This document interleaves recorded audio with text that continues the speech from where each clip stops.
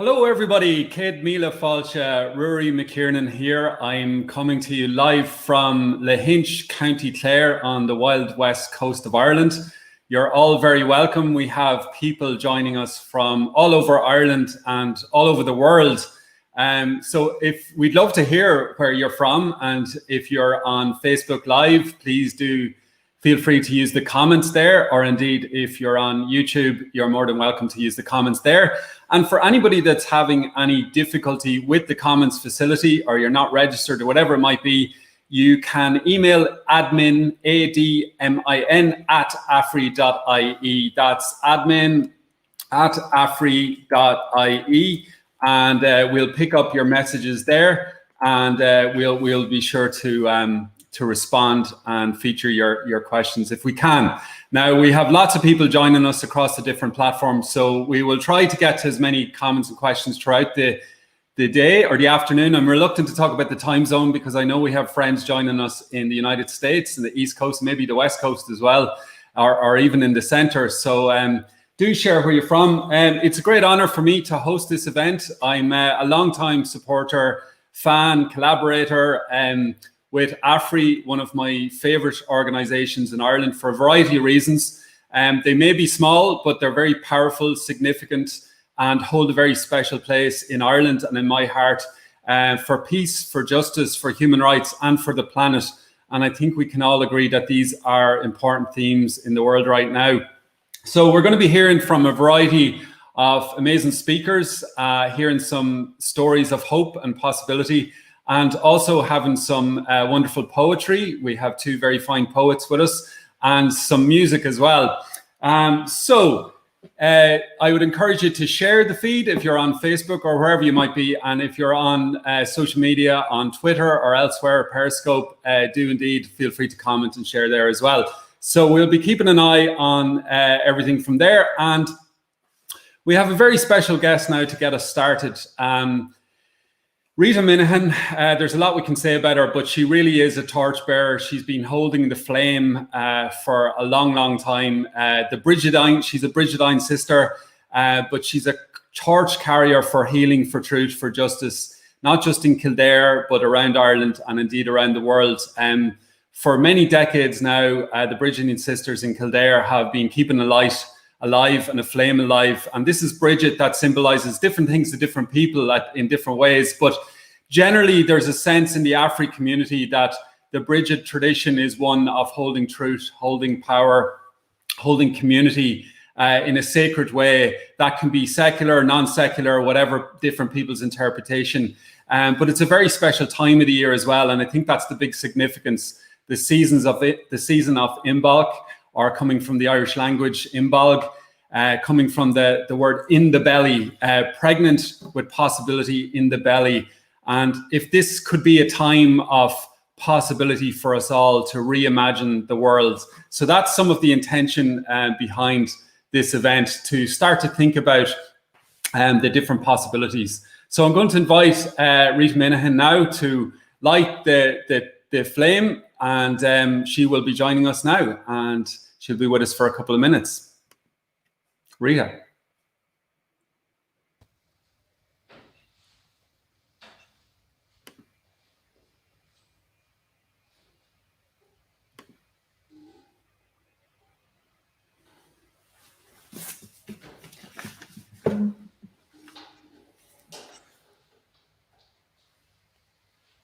I feel privileged to carry the Bridget flame to Afri's 29th Justice and Peace Conference.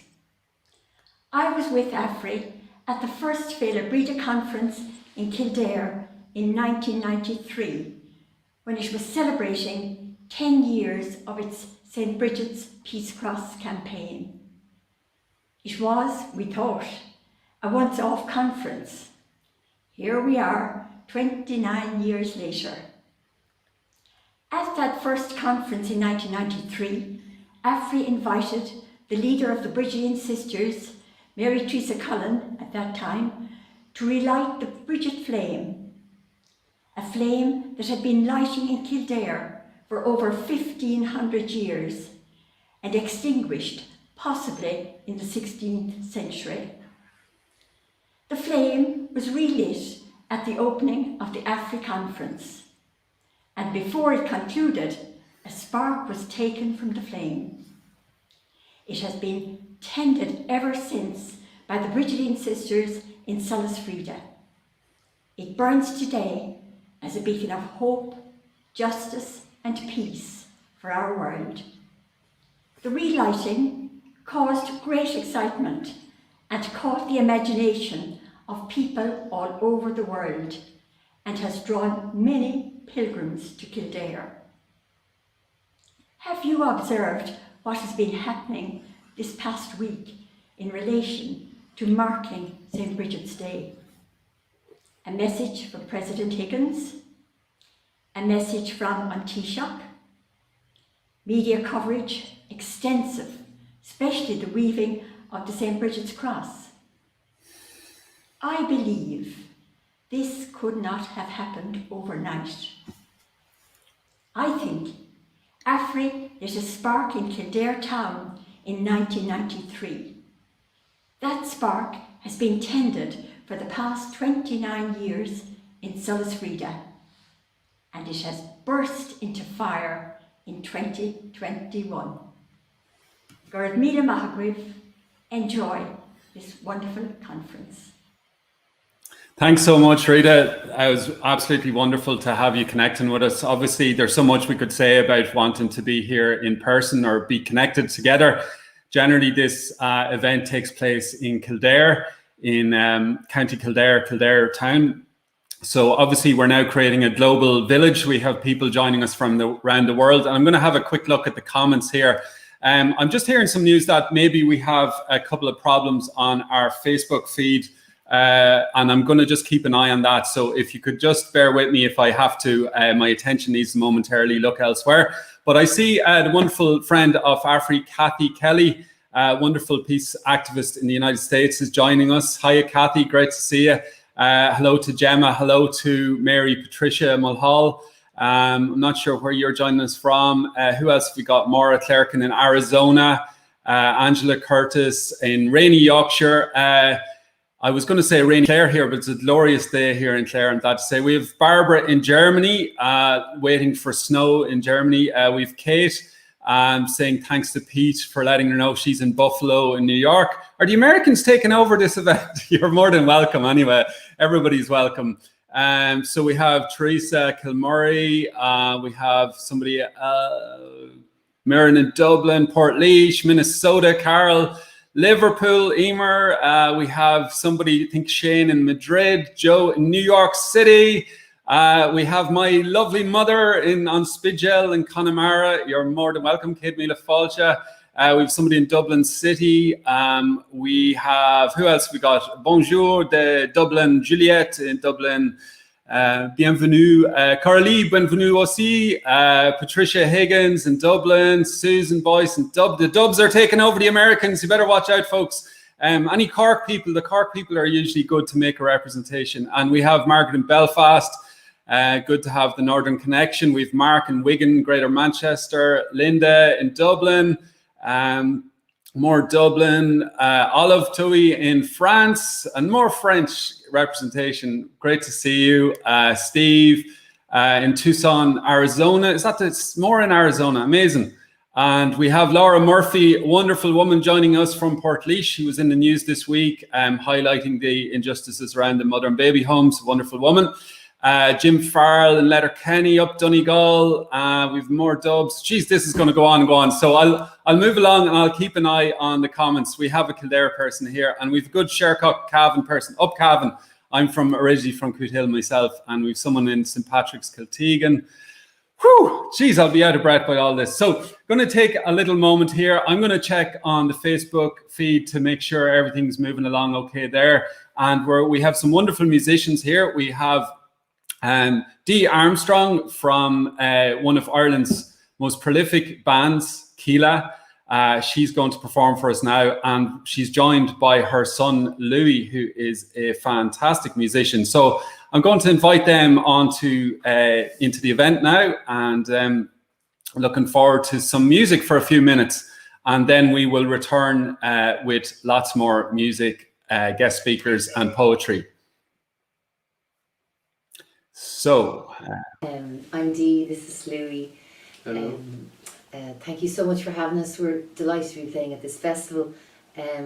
These are two tunes. One is an old Jewish tune and it's called Freilich, and the other is a tune I wrote years ago called Django's. Thank you, Joe, and all at Afri for having us. We're very honoured. Thank you very much. I hope you enjoy this.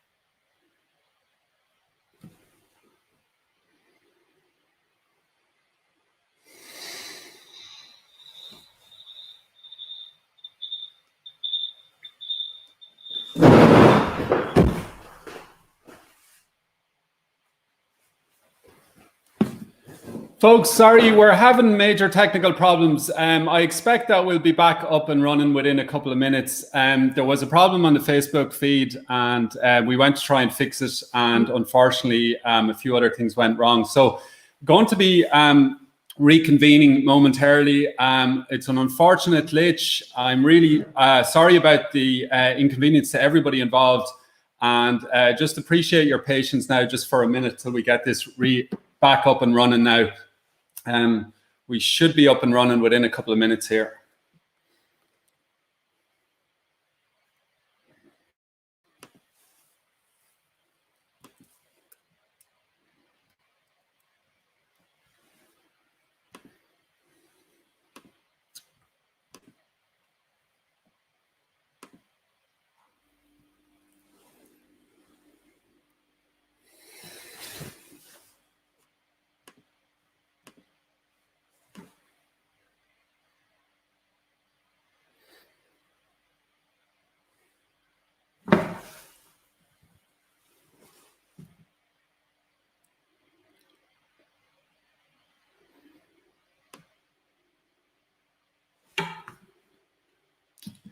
So I'm going to invite Joe Murray onto the screen now, and hopefully we can get started again. And I do apologize for that.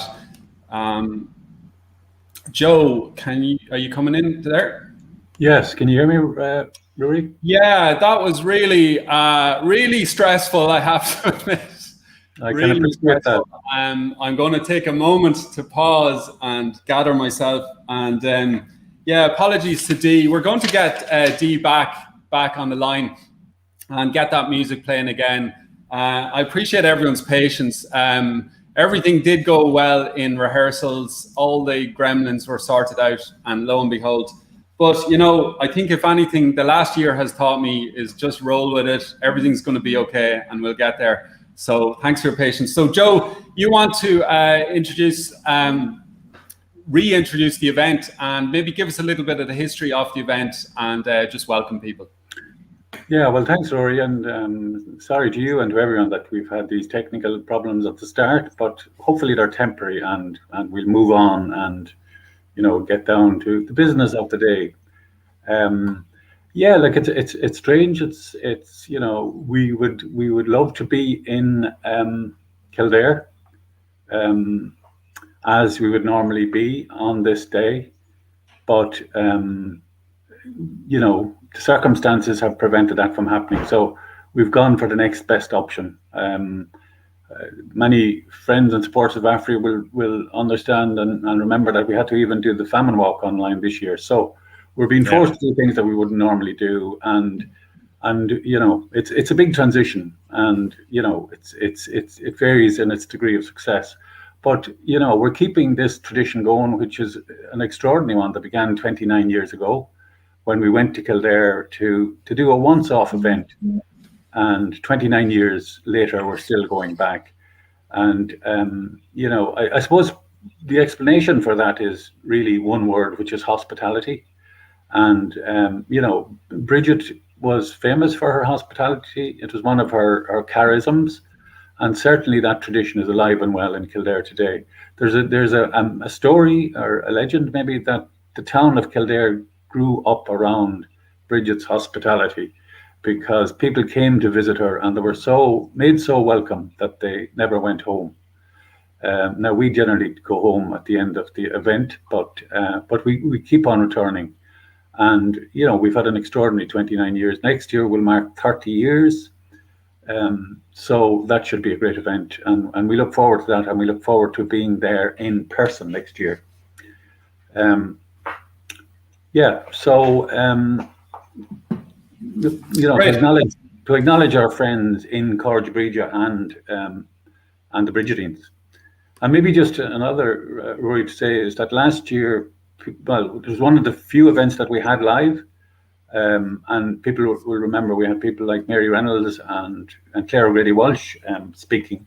And Claire spoke about the issue of seed sovereignty, which she had just written a book about, a book which I have here beside me. And since then, there has been great developments that Claire is now establishing a seed sovereignty centre in Trinity College. So watch out for that. Great news in this bleak time. Great, So Joe. Thanks for. Yeah.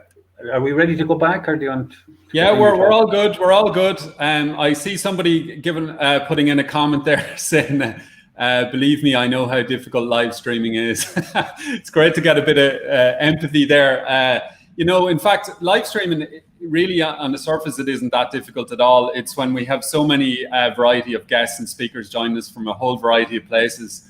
Generally, we get away pretty smoothly, but we'll just roll with it. So, thanks for your patience once again. And hopefully, it's an initial thing, and we might flow freely from now on. Hopefully, I think so. I hope so.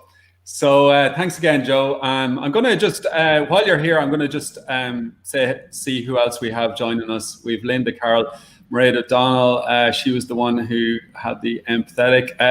Mark O'Brien. No bad language, so well done. Are you sure about that, Mark? Because there may have been a bit of bad language at this end. I could hear a lot of banging, Rory, as if you were throwing buckets around or something. Yeah. I don't know. There may have been a bit of bad language. So yeah, we've lots of people. Oh, somebody's telling me Mercury in retrograde. I don't know enough about astrology, but apparently that means that the gremlins break the technology, I think. So that your voice freezes. Yeah. So folks, if you do have any problems seeing this on Facebook Live, it is on YouTube on Afri's account, and vice versa. Any problems on YouTube, so that's one of the reasons we set up 2 links, so that if one of them had a problem, then you would also have the other one. So, Joe, I will be talking to you again in a while. Lovely, Rory. So, thanks. Sorry for the abrupt removal there, Joe. So, Joe has asked me to speak a little bit about New Hope and springtime. Now, as you've already seen, I'm doing the production end here and a bit of emceeing as well. And then to move into speaker mode might just take me a moment. But I was thinking about it this morning. We got some bad news in our household this morning in relation to somebody in the wider family that has left us. And yeah, I've just been thinking about the challenges that people are going through at the moment. And I'm very conscious that there's a couple of 100 people joining us from around Ireland and around the world at the moment. And every one of us will have our own unique challenges right now, whether it be health-wise, again, through bereavement, through missing loved ones, not seeing loved ones, not being able to hug loved ones, not be able to meet up, not be able to gather, not be able to have fun. So it's a very challenging time in so many different ways. And I can't speak to what that means to you personally, but I feel it's important to honor it if we are to talk about hope. I was on the radio yesterday and the interviewer asked me for a story from my book. I have a book called Hitching for Hope. And the story that came to mind was a story of a man going through a moment of despair, really. And the interviewer asked me, well, what has that got to do with hope? And it was an interesting question. And I suppose what came to me in the moment, and it's a term I've heard recently, is that you need to feel it to heal it. And what I'm finding is that I feel that we need to create more space for each other, just to be heard, just to take a moment, just to take a pause. And it's within that moment, within that pause, that perhaps we can start to breathe. And it's within those breaths that perhaps we start to feel that hope. Now, traditionally in Irish culture, February 1st is seen as the first of spring. The daffodils, I have some daffodils here behind me, the daffodils start popping out and nature starts to come alive. And you do see now a lot of debates raging every year on Twitter and elsewhere around, well, is it really the first of spring? The weather's terrible and so on. Some people would say, mid or the 21st, the spring equinox, maybe March 21st, or then even some people would suggest May. But for me, I think this time of the year does have a spring-like quality in terms of possibility, in terms of new energy, brighter days. And it comes after the season of Samhain, the deepest darkness, the darkness where we go into the pit and we see what needs to be let go. We see what dreams need to be dreamt. We plant new seeds. This event is themed Seeds of the Heart. And so perhaps now we start to see those seeds blossoming. We start to see buds of possibility to reemerge. But I do empathize with that idea that this may be not the true spring, the full spring. Maybe it's the start of the ritual. And within that, I suspect there's a fragility. You know, it's easy to dismiss it because it doesn't feel like full hope has arrived. We don't feel or see the full blossoming of nature. We don't see the change in our lives, the change in our world. But I think there's something about that fragility. I was just reflecting on it this morning, just seeing the buds. Hope is fragile. It needs minding, it needs caring, it needs tending. And just because it maybe isn't in full force or in full power, I think that shouldn't mean that we dismiss it or disregard it or let go of it and fall into a sense that there is no hope. And the danger in the world right now is that when we look around, whether it be climate change, the whole challenge of ecosystem collapse, what's happening in our seas, our waters, in our air, what's happening in our politics, the disconnection with people, the rampant inequality, the treatment of survivors of mother and baby homes, the treatment of survivors and those that didn't survive the cervical cancer scandal. We look at the people of Gaza, Yemen, all around the world struggling for basic human rights. A woman from Mongolia killed in Dublin brutally died during the week. Another woman burnt in a car in Cork the other day. I don't mean to create a lot of gloom for you. You've had enough of that. Our newspapers are full of it. But I think let's just name where we're at, that sometimes it is hard to be hopeful. Sometimes it's easy to fall into despair. And some of us can hold that more than others. So it's the more vulnerable that I'm thinking of right now, those that are really clinging on. And it's an appeal for them and to them and with them that let's be there for each other. Let's create the collective of hope, the family of hope, the tribe of hope, the movement of hope. Let's look out for each other, even if it means getting off this event today and texting or phoning or emailing somebody that you feel maybe needs that little bit of an extra boost. I think it's so important right now. And so the compassion for others in the world right now, I'm thinking of refugees and asylum seekers in Ireland right now as well, particularly those in direct provision that don't have the same family connections to us, that are maybe isolated in what is a really terrible system that we're going to be talking about later on in this event. But also compassion for ourselves, compassion to be kind to ourselves, to take a pause, to tell yourself it's okay. I remember waking up several months ago and I'd been pushing along trying to launch my book and promote my book, which isn't all that easy in a pandemic. But I just woke up with this voice whispering in my head saying, it's okay, we're in a pandemic. And I know different people have different views on the pandemic and what it means for us on social, political levels and all of that. But to have compassion for the challenges that we face is so important. You know, those of us that are involved in social justice and activism, we want to be pushing forward all the time. We want to be creating change. We want to be leading a light. We want to be supporting others. But sometimes we need to just pull back and put the focus on ourselves. Be kind to ourselves. Give the kindness we give to others to ourselves. So I think that's another realm of hope, is to give yourself hope, to give yourself that kindness.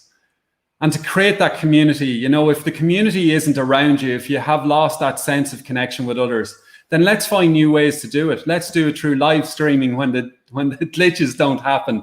Let's just find it through group calls. Let's just find other ways of making magic happen. You know, where there is a will, there is always a way. And I think community and connection are so vital. And we see that now, that when we lose it, we kind of revalue it. And I envisage a resurgence of community, a resurgence of connection, And I'm dreaming up new plans for when we get back into that, when we get to have our festivals again, when we get to have our events together again. But look what's happening here. We have people from Texas, from Arizona, from all over Ireland, from New York, from Liverpool, all joining us in a community that maybe wouldn't have been possible to even get to Kildare for financial or logistical reasons. So there's hope in that. There's hope that we're all part of a movement of change. There's hope that perhaps some of the hate and rhetoric is being dialed down. Perhaps there's been changes in the last week I've seen around the Paris Climate Accord, around arms sales to Saudi Arabia. It's those little glimmers, they're so easy to dismiss. And I feel that cynicism is an enemy of hope. I see it all the time. I get the occasional email telling me to feck off or whatever it is. And I understand that. But you know, there's that term, the audacity of hope, but hope does take a bit of courage.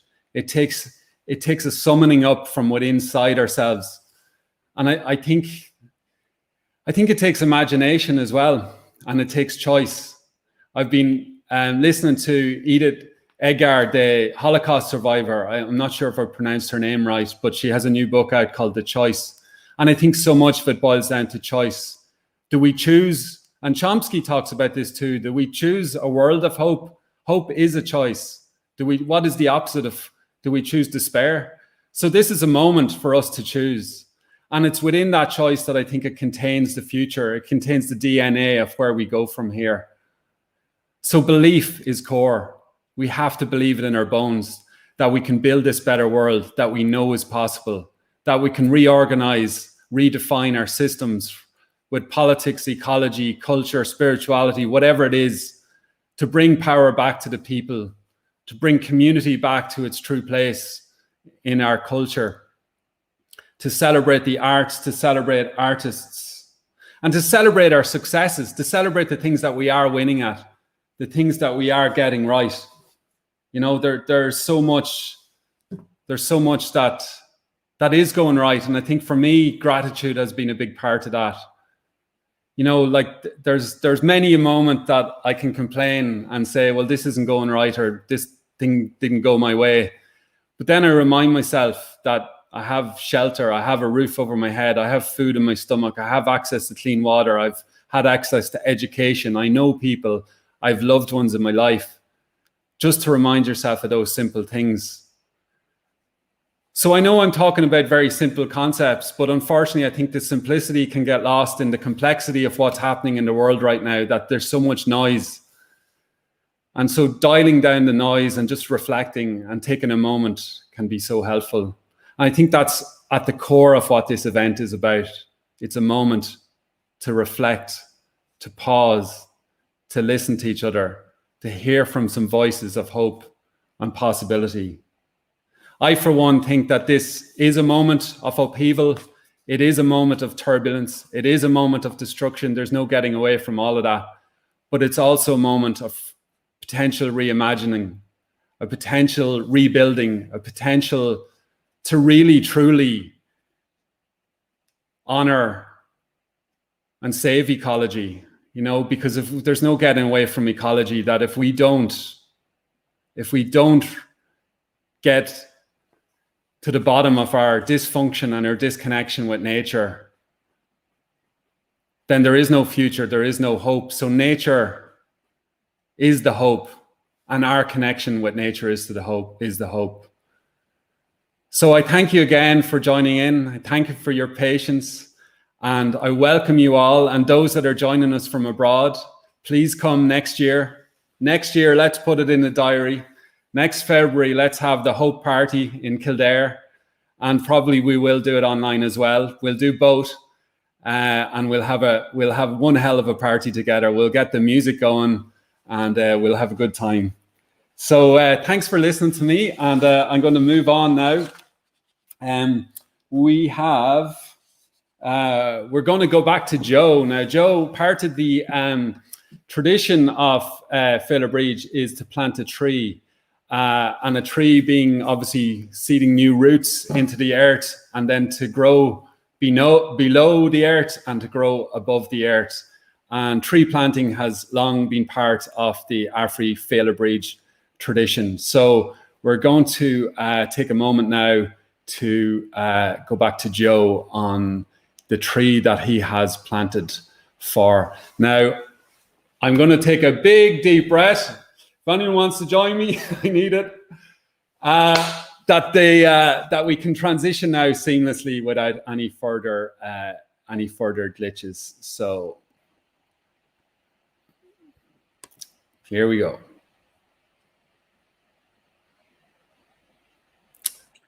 Been a very important part of Féile Bríde. Usually we would do this in Solas Bríde. Unfortunately, we can't do it this year for obvious reasons, but we want to continue the tradition of planting a tree to mark this great festival.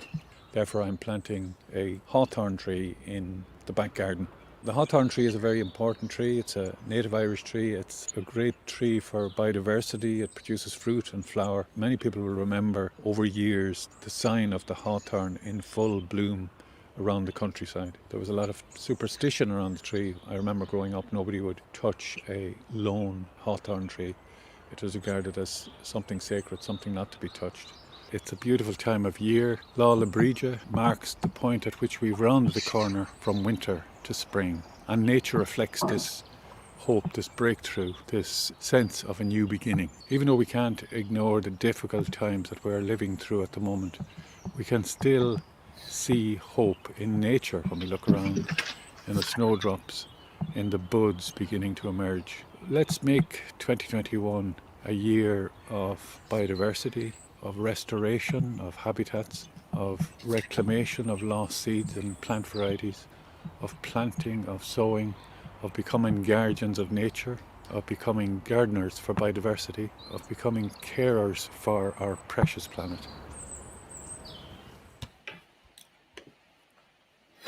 Thanks, Joe. That was it's wonderful to know that tree was planted now for all of us, really, for this, to celebrate this moment and to really just honor the hope that most of us are bringing into our hearts. And if you don't have that hope in your heart right now, maybe hopefully you will have a little bit more by the end of the event. And we're going to be hearing from some people that are doing really amazing work on the ground right now. We're going to be hearing from an amazing project in County Monaghan called Síolta Cree. And without further ado, I'm going to invite Karen and Garrett onto the screen. How are you both? You're muted, so I just ask you to unmute there. The old famous unmute mute button. You can't see it, can you? Okay. I think, let me see if I can figure it out from this end. It's my system. Yeah, you're in. We're back. And your headaches. It's all good. Thankfully, I did a little bit of meditation today that it's keeping me half sane anyway. So I say half sane. So, folks, we're going to be showing a little bit of a video at the end of our conversation. But to get started, I'm going to ask Karen, if you don't mind, to tell us a little bit about yourself and your own journey behind. We'll get into the ins and outs of Síolta Cree, but just a little bit of your own journey, where you're from, and some of the key influences that have brought you on this journey. Well, thanks, Rory, and hello, everybody. This is it's just such an honour to be here, and yeah, I really was very moved by your words there, Rory, about hope, and then I loved seeing you plant the hawthorn, Joe. It's got real meaning for the heart as well, so it's wonderful. Okay. Take your time. Everyone's allowed a moment here, and we're all breathing deep. Yeah. So a little bit about what's brought me here and what's influenced me. So I'm from County Wicklow, and I grew up with a really wonderful, supportive family. We didn't really live in the country. We lived in the countryside, so close enough to the town to not be too far into the country. But now I'm living up here in County Monaghan with Gareth and our daughter Lily. And yeah, here we are, properly in the country. But the things that have influenced me, I suppose, over the last few years, or after, through my lifetime, I suppose, when I think about that, I think about especially the time I spent in Colombia and Guatemala. I kind of had a bit of a draw to Latin America after my studies. I'd done a lot of traveling, but I always found it, I found it challenging in many ways. I studied a lot around inequality, really interested in social justice issues, and traveling was always a bit difficult because I really wanted to see different places, and I traveled in the global south, but I always felt the privilege that I had and the inequality of that experience kind of took away from it. And then when I finished a master's in peace studies, actually, which is real, I went to Latin America, and there I kind of found a place. I found a way that I was able to meet and explore with people, but also also do it in solidarity. I think I found solidarity, and I worked alongside different communities on the US-Mexico border, in Central America, and then later in Colombia. Spent a good bit of that time with an organization called Peace Brigades International, who do incredible work supporting human rights defenders and activists at risk, people who are at the very front lines. Yeah, I really got a real understanding then, I think, of what the issues facing the world are. Yeah, you definitely had a wide global perspective to bring into the mix to end up then in County Monaghan. And I suspect that had something to do with a charming young man, perhaps, or not. So, Garrett, is your journey been similar? How did this all come about for you? What have been some of the key milestones along the way? Similar but different, yeah. So I suppose family being a big influence for me, and then I grew up in a small village between sort of Loud Monaghan border, Enniskeane, which is well known for Patrick Kavanagh on the Stony Gray soil of Monaghan. And it's kind of interesting now what we're doing, because there's the connection between, he talked about working the land, and also the sort of spiritual connection in some ways that he talks about before he burnt himself out and then went away to Dublin. But really interesting that. And then sort of got involved in an organization called Development Perspectives, and got involved in development education, or global citizenship education, and beginning to look at the world in a more critical lens, and traveling, and being around East Africa and Palestine, seeing all these inequalities and critical thinking. And then studied in Kimmage Development Study Centre, and just been surrounded by many great thinkers and people. And then working with like Eco UNESCO and involved in, and then that's the first time I heard of this thing called permaculture, which is kind of one of the key things that we're doing here. And now working in COLOV, the Organisation for International Development Workers and Volunteers. So and also then sort of got involved in Buddhism too. So bringing more of a spiritual connection to, or a consciousness level too. So kind of trying to connect, deepening consciousness with social justice. Great. And so where did the paths collide, or align rather? Not so much a collision, but a collaboration that led to some magic that we'll be hearing about now. Where did you both converge? Well, so COLOV in some connections in COLOV, and then Gráinne O'Neill, I see, who's on the call here in YouTube, hired us both to do a piece of work, and so that's when we sort of connected up properly. It is interesting. On our first date, Karen told me that we'd been interviewed for the same job, and it was between me and her. So she doesn't really let that one slide yet. But we've come back together to collaborate. Yeah. Lovely. So And so, sorry, go on ahead. Well, I was just going to add, maybe, just at that stage as well, Gareth had already been thinking quite a lot about this idea for Shield Decree, which was building a retreat centre, a space where we could do, transformative education and bring sort of spiritual aspect into it as well, and the permaculture aspect. And so already, I think when we met, you'd already come across this space that we're in now. Yeah, I'd already bought the place too, and then Karen became more and more interested in it too. And I should say, like, Shield Decree is a collective. It's more than myself or Karen, and it's growing more in that too. So Yeah.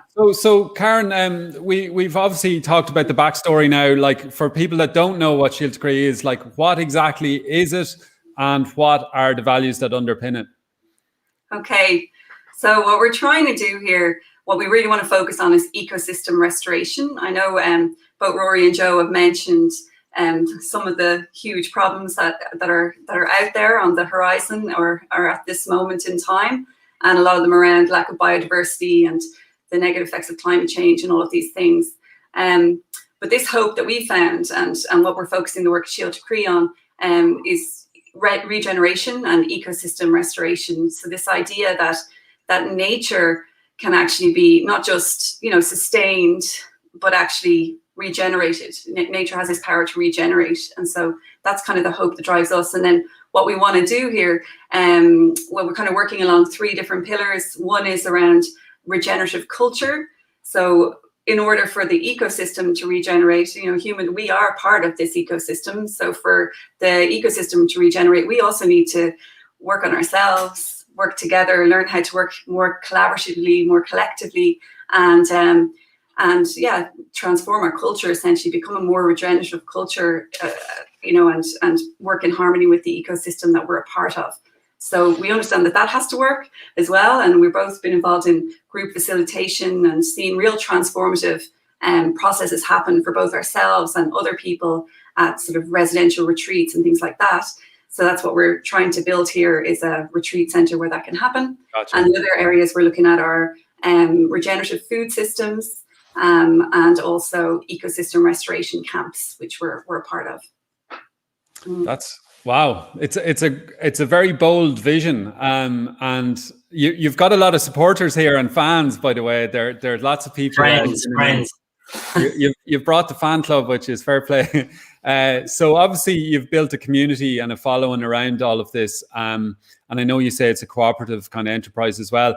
But I do know from my own experience that getting anything off the ground brings its own challenges. I don't know if you've had those days where you're just really, you know, second guessing it, or you're just running into brick walls. And, you know, sometimes to bring a vision to life is met with doubts or cynicism or barriers. Can you speak a little bit about that, Karen, perhaps? Yeah, well, I mean, it's also been mentioned today, the challenges that nobody really foresaw that we're all facing at the moment around COVID, around the pandemic, around the changes that have been, you know, that have been enacted recently. So I suppose, yeah, that's kind of how it's our first big challenge. Sorry, we were fundraising to get the match funding for a grant we were very close to getting, and yeah, the pandemic hit at the same time as we launched our crowdfunder, which was unfortunate timing. We still managed to raise quite a bit, but yeah, and then other challenges, I suppose, have been to do with, I think it's felt a little bit like we've been focusing a lot on trying to get the funding together in order to build the space, and it's just been challenging. I think everybody's, you know, we're all in this at the moment. We were applying for a grant application, Rural Development Fund, and a lot of work went into it and really shaping the idea. And we found out just before Christmas that we were unsuccessful with that thing. So we're kind of a bit back to the drawing board. I'm like, it won't stop us, but it's like, how do we reapply down the line? Do we do it another way too? So so it's hard to, it's just part and part of trying to bring something new into the world. Yeah, the grant issue, I suppose. Yeah, I suppose we had been hopeful that it would enable us to build the retreat centre and the accommodation block all in one go, and then we could, you know, start with our education work in that way. But now I think we're going to have to take it a little bit more step by step. But that's okay. Step by step gets the job done. Absolutely. So we're under a small bit of pressure time-wise, and I want to show your video as well. But Gareth, can you just briefly tell me some of the highlights of the project so far? Yeah, absolutely. So, I mean, collectively, the working together, and although that's been limited in some ways because of COVID, but yes, we've connected up with many great individuals, people, communities, and in organizations. And one of the, so we're involved with this community called Ecosystem Restoration Camps, which is a really inspiring project. I'm going to show it at the end, I think, a picture of it. But so like, so definitely working with people and working the land together has been a real high point, a real joy. And actually, so the whole fundraising thing of building the space has been just one of the things that needs to be done. But actually, doing the work, healing the land or planting the trees, and being together, sharing time with friends and family, and that's been the highlight so far. Great. And long may it continue. Long may it continue, indeed. And Karen, your hope for the future for the project? Yeah, a bit of what we just said before, building it up step by step, being able to, the real hope is to have people here. We built this space and we were offering this space as somewhere for people to come and to heal, to work the land together, to be here collectively. And the doors, we'd love to open our doors, have people here. But obviously, the world has a different agenda at the moment. So we're really hopeful to have people here. We're running some courses. We're very optimistically, we've put some courses up on our website, which we'll share the link to when we can. And we'd love it if people want to check us out and come and join us. A lot of the courses are around either around the regenerative culture that I spoke to, and then also the work on the land, so Right. Organic food growing, food systems, Introduction to permaculture, Right. and obviously yoga. Yeah. Lovely. It sounds amazing. I can't wait to visit.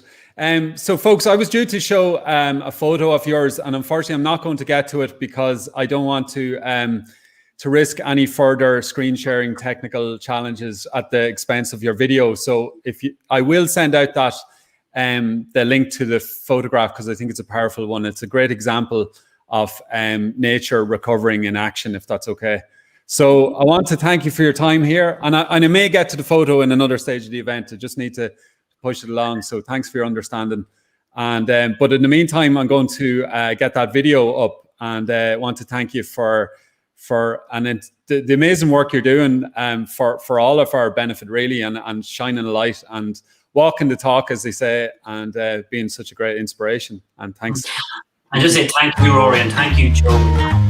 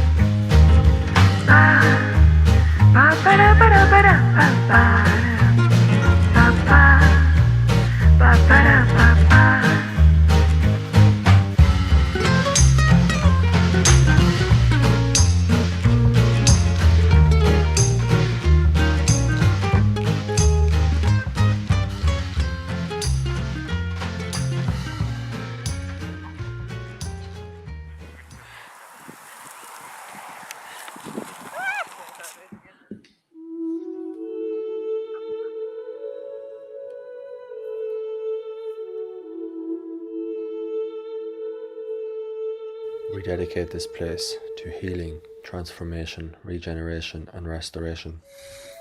To the practice of compassion, we dedicate this place. To the development of wisdom, we dedicate this place.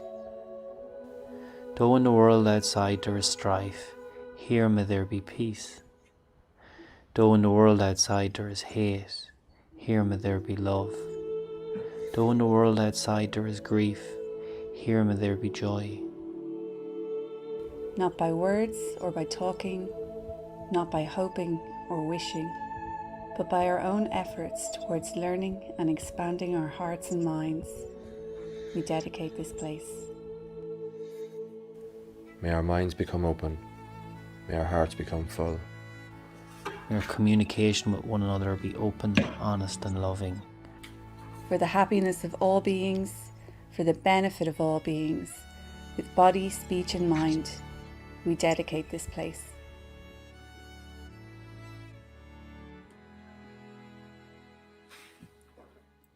That was powerful. Excellent. Do you want to have any closing remarks there, Gareth? Sorry, I cut you off. Oh no, it's funny. Just just to say thank you to yourself, Rory, and thank you to Joe and to Afri. they've just been massively supportive, and we really appreciate it. And you can check out the website. We have a crowdfund that's still live, and we've got the courses coming up. So if people are interested, and hopefully we can connect up in the near future. We are linking in with Afri on another project, the Olm Alphabet too, that Mary Reynolds is going to design. We're going to plant an Olm Alphabet as the entrance to Shield to Cree. So lots to come. We're very early stages, but watch the space. Brilliant. Well, I congratulate you all. There are lots of comments coming in support of you, and I would remind people that we will edit the video recording of this event, and it'll be available to rewatch if anyone wants to check out. You want to just remind us your website address, Shield to Cree? Yes, it's www.shieldtocree.ie. That's brilliant. Okay, folks. So we're going to encourage people, if you need, at any point, obviously you're in your own homes or wherever you are, feel free to take a break if you need the bathroom or make a cup of tea or a coffee or whatever it is. But we're going to have a little musical interlude now. We have an amazing harpist. Emer is joining us, and she's a great Afri musician, ambassador, and plays at many Afri events. And fingers crossed, again, the technical end goes well here. And this will be for about 3 or 4 minutes. And then we have a great, we have poetry coming up. We have Ruth talking about direct revision, Sinead from the Gaia Foundation, and we have Pete the poet. So we have lots of great stuff coming up, and looking forward to sharing the next. So 1 second here, folks. Thanks again. Where are we? Enjoying Féile Bríde this year. Thanks very much to Afri and to Joe for asking me to play. It's always a pleasure. The song I'm going to play is called Toward Them the Love. So get a cup of tea, kick back, and I hope you enjoy.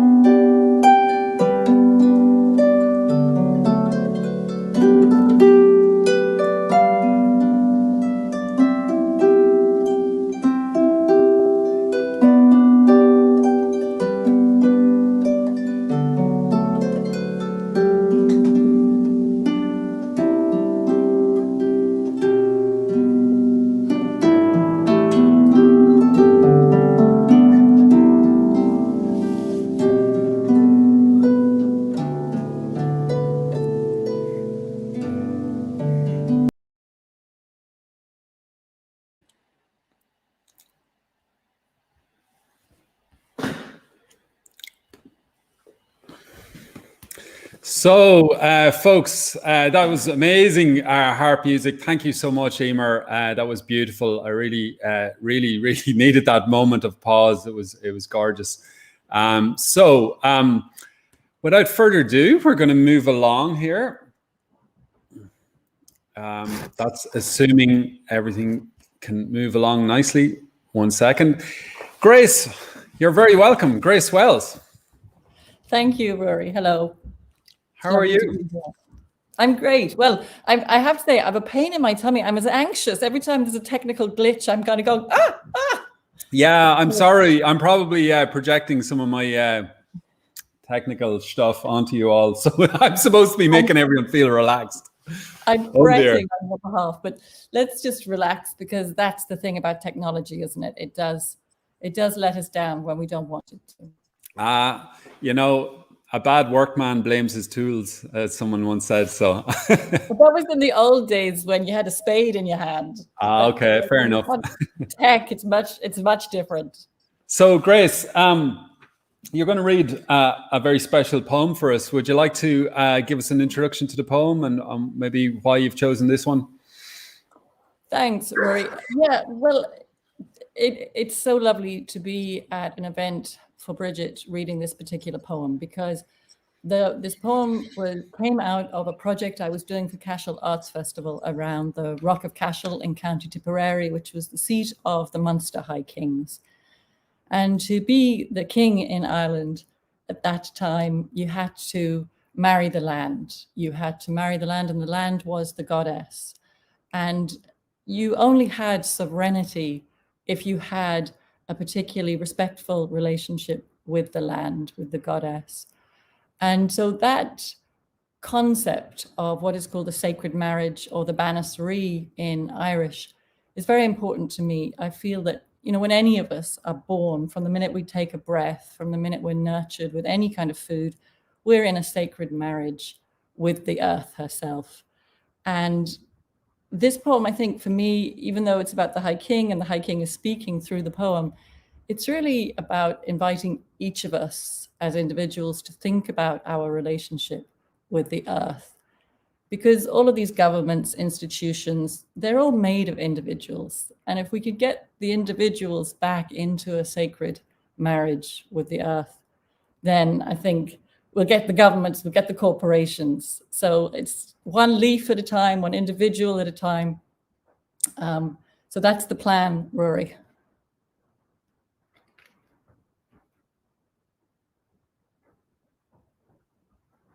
So sounds great, Grace. Would you like to read the poem for us? Great, Rory. I certainly will. So the poem is called Banasserie, the High King Speaks. I have always thought she looked her loveliest from here. Here, more than anywhere, she gave herself to me. This ground, our bridal bed. When I married her, she gave me her intricacies: apple blossom, bird song, the salmon's rainbow breast, the white swans and the white geese. The word fesh meant to sleep with the goddess, to be permeated by her. When I married her, I became the mountains.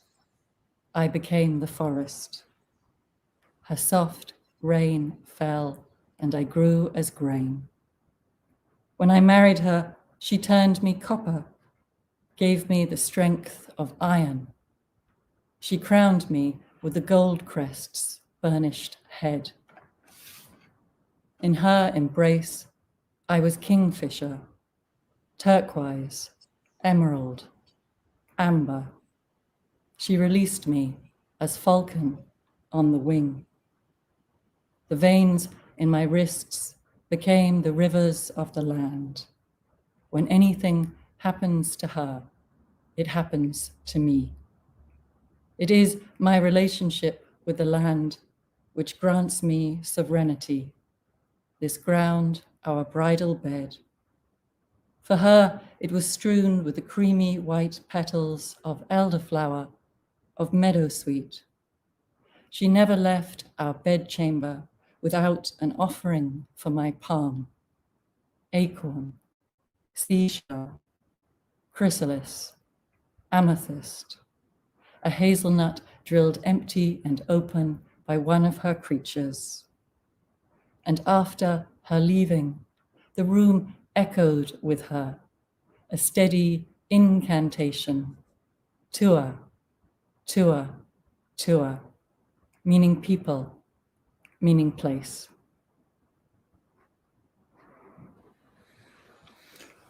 Wow. That is absolutely powerful.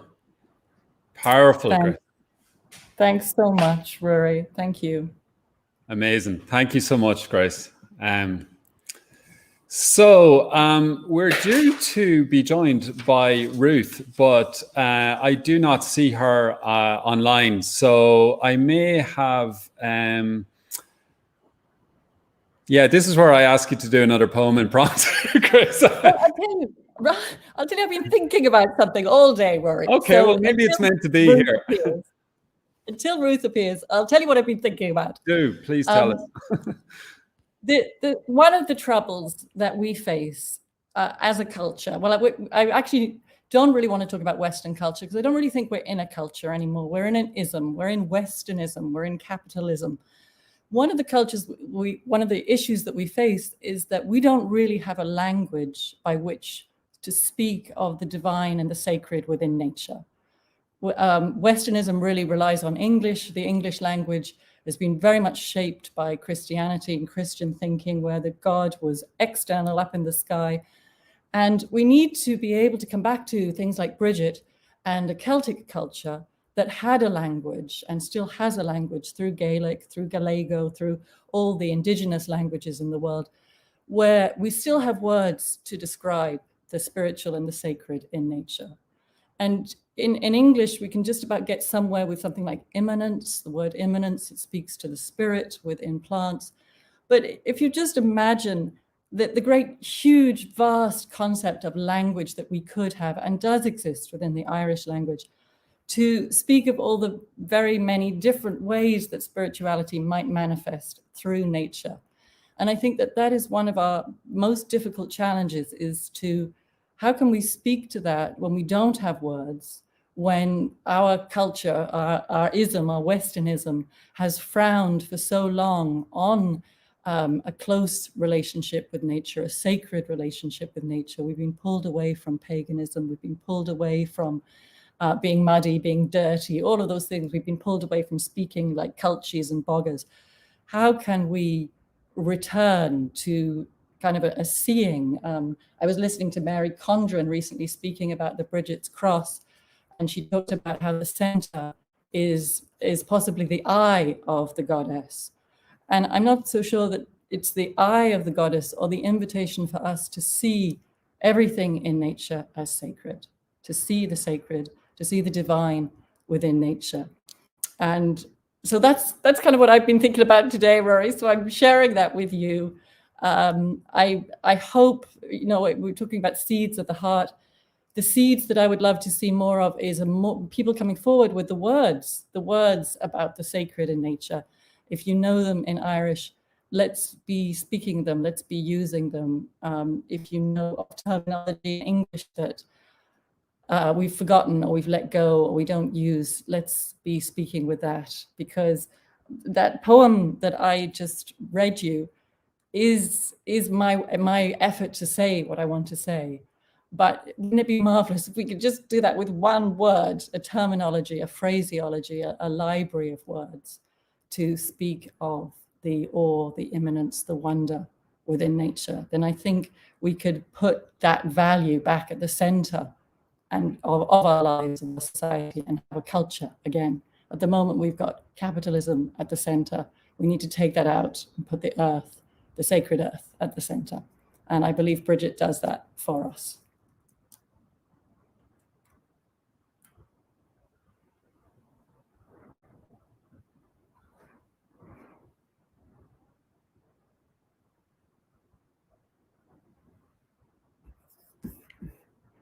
Rory, you're on mute. Thanks, Thanks, Grace. If I you're was just praising me, reflecting. do it again. I didn't get to hear a word.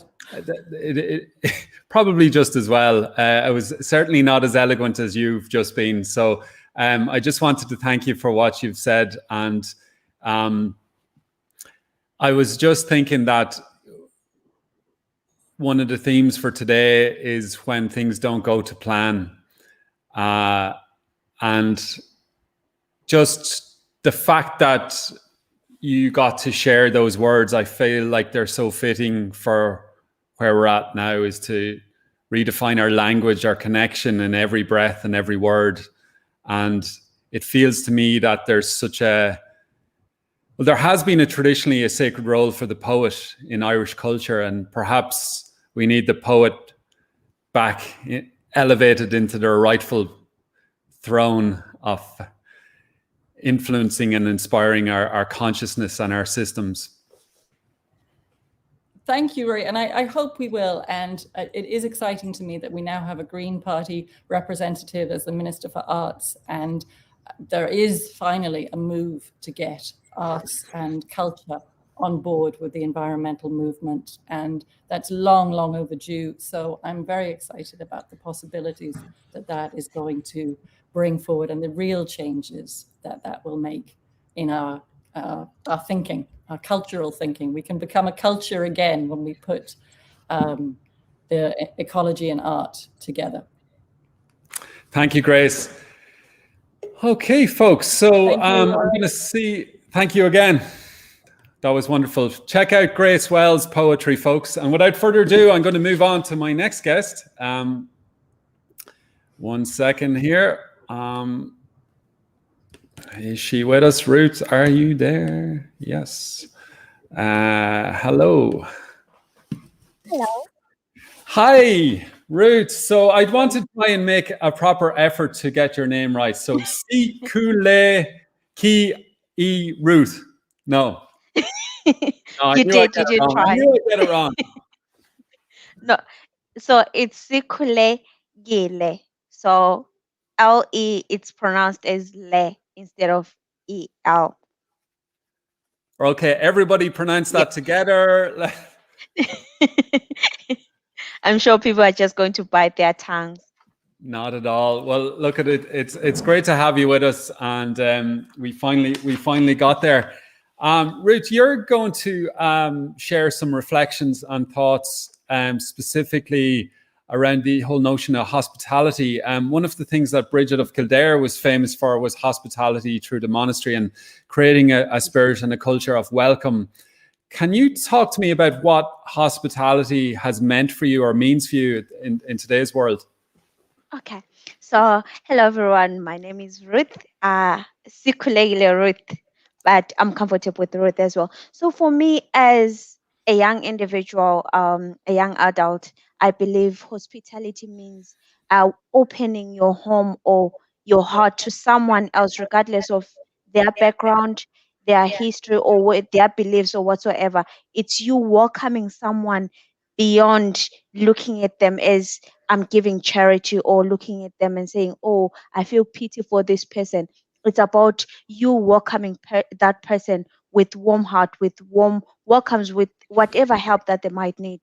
It's about that. And in terms of hope and insight, it's more of you being able to think about the positive things, endless possibilities, that anything is possible, and enduring whatever difficult that you might face in this world, and saying that at the end of the day, I have hope that this is a situation, this is just a hardship that I'm going through, but I have faith and hope that I will prosper at the end of the day. Wow, that's powerful. Thank you. Can you tell us a bit about your own life and your own journey, and how it's brought you to Ireland, and what your experiences have been? Yeah. So I'm originally from Zimbabwe, and I've been here for the past 5 years, going to 6 years now. And the past 4 years, I was in direct provision. And me coming into Ireland, I came in and I claimed for asylum.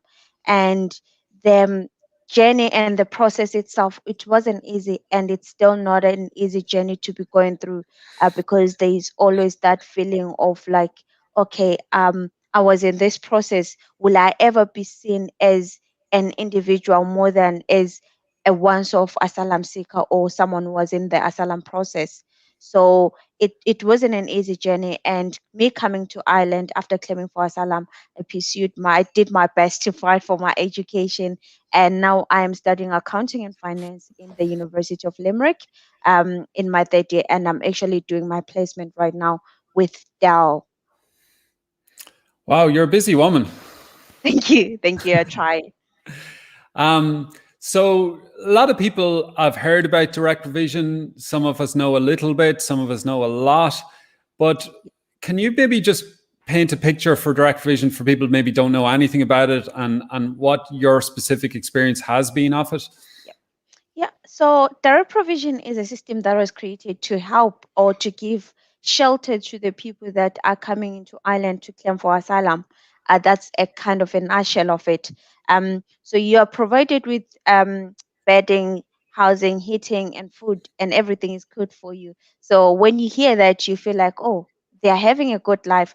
But my experience hasn't been easy, or wasn't easy when I was in DP, because one, I couldn't cook for myself. I couldn't travel or visit people, even if I was 3 years in the system. You are still expected to be treated, or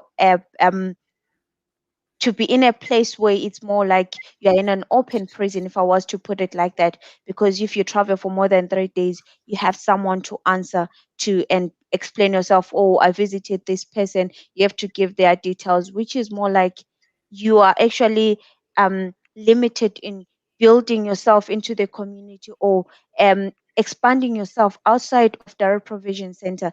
Other challenges that I faced was privacy. I couldn't even get enough privacy because I was sharing a room with someone that I never met.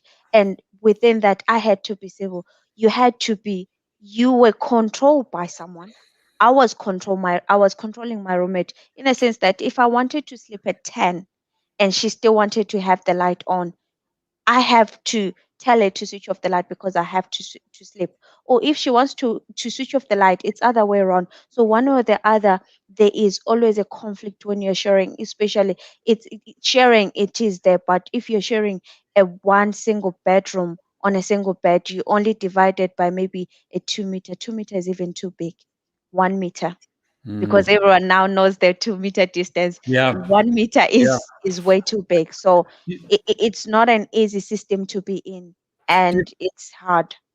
Do you feel that, you referred to it already, that people hear about food and shelter, but they don't necessarily start to empathize with, like, a home is also like the freedom that you do or don't have in your own home, the sanctuary, the safety, but then the mental health impact for people in direct provision is severe, isn't it? Exactly, because when you talk about being given food, being provided with the shelter, you think that, oh, they get food. So why are you complaining? Why are you saying that the system is not good?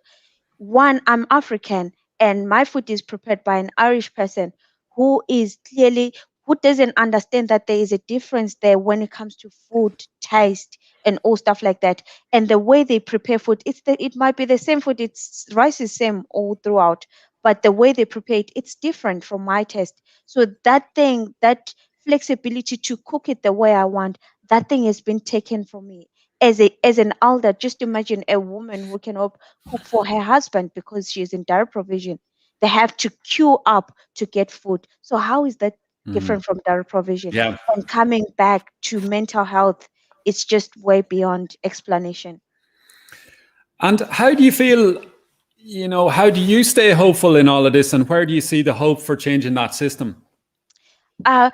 With all of this, and with the theme that we are in terms of hospitality and understanding them, the hope at the end of the tunnel, it's more of not everyone or the system has been brutal to me, because if it wasn't for direct provision, I don't think I would have got the opportunity to be in that level education. There is someone there who saw that people in direct provision, they are not entirely stupid.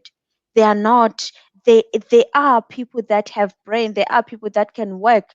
Let's give them an opportunity to actually go to third level education. Let's give them an opportunity for them to work, because if the system is training me, constantly training me to be dependent on that, there is no hope for me to be progressing in life. I end up being dependent on the system throughout. But the hope comes in when I see that there is someone that truly believes that I'm a human being. Me being an asylum seeker does not mean that I'm not capable of working, I'm not capable of getting access to education or to be integrated into the Irish community. Because at the end of the day, when I am done with this system, or when I'm out of the direct provision system, I am going to be part of Irish community. So how do we look forward through that? I reach out, I create my programs. I have a restart project that aims to integrate asylum seekers into the Irish community.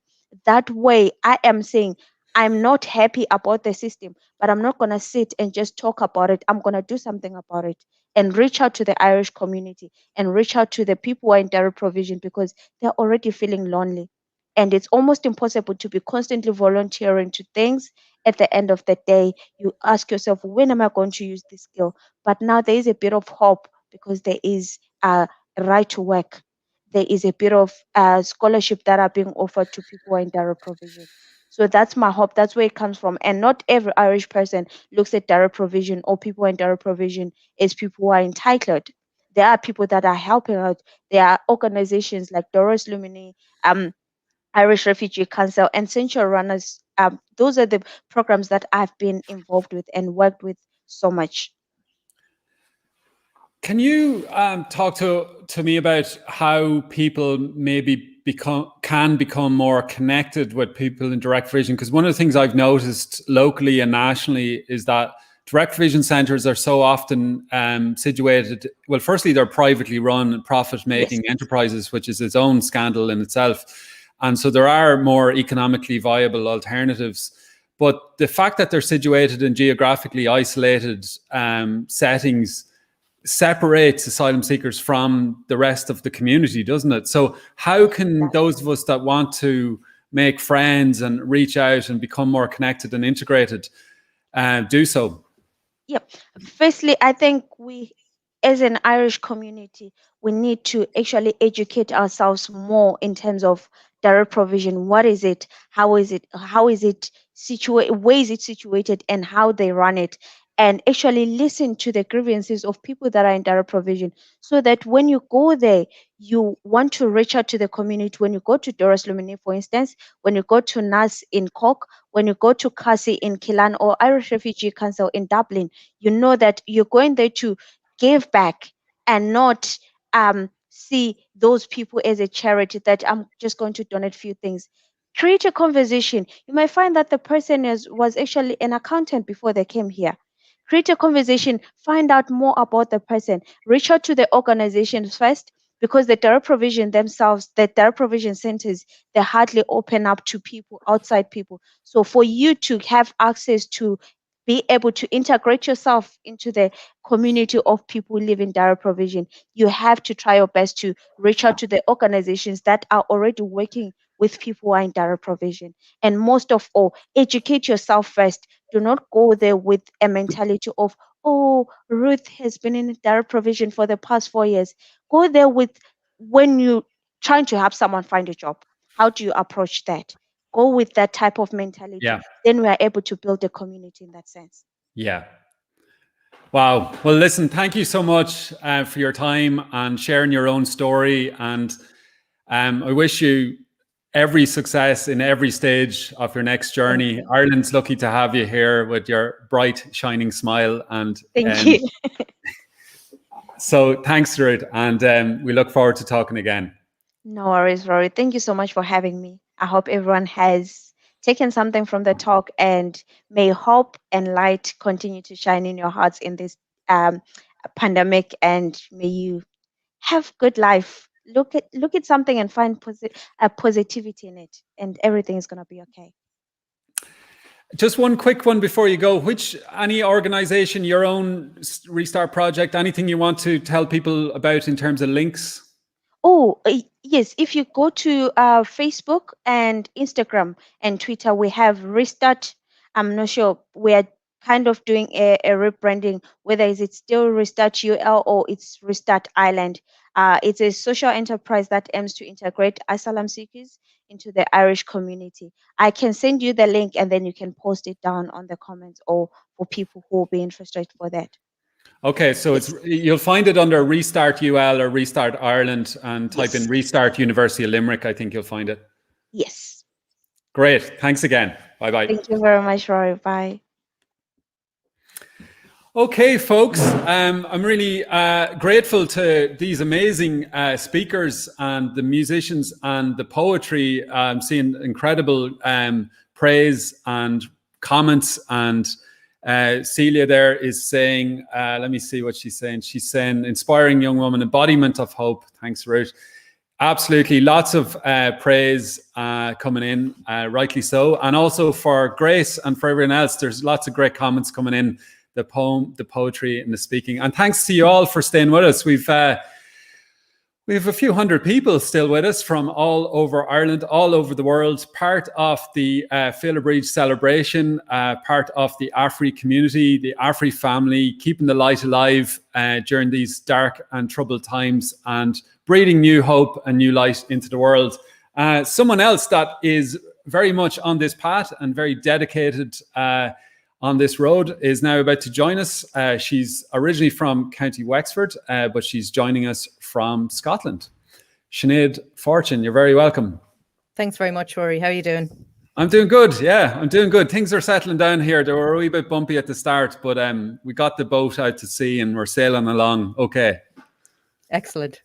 And actually, speaking of sailing at sea, I heard a rumor that you're a fan of sea shanty singing. Is that correct? Oh, I don't know where you heard that from, Rory. Yeah, well, I was in a sea shanty band before they were cool on TikTok. Oh, so, yeah, you're a trendsetter, yeah. Yeah, always ahead of the trend, never on it.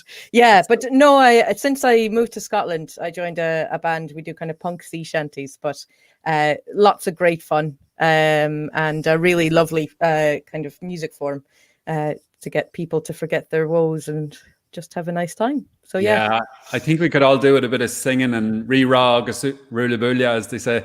So Sinead, you're with the Gaia Foundation in the UK. We'll get to talking a little bit more about Gaia shortly, and specifically the work that you do in your role. But can you tell me a little bit about how this, I think you're originally from Blackwater, County Wexford. Can you talk to me a little bit about your own journey towards this work?